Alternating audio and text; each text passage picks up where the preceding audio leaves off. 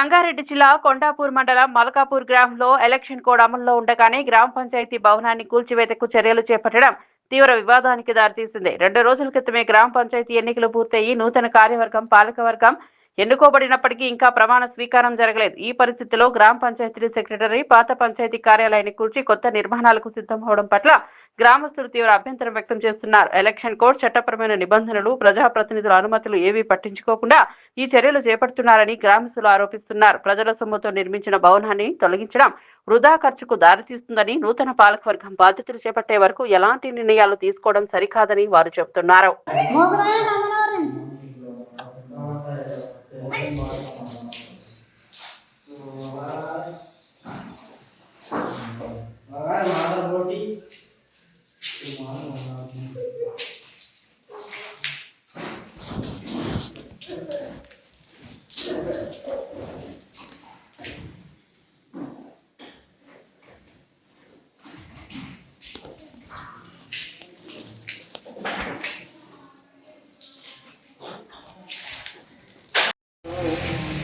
జ్ఞాన సంపన్నుడైన మానవుడు అనేక జన్మములిచ్చిన పిమ్మట విజ్ఞాని నన్ను శరణము నొందుతున్నాడు.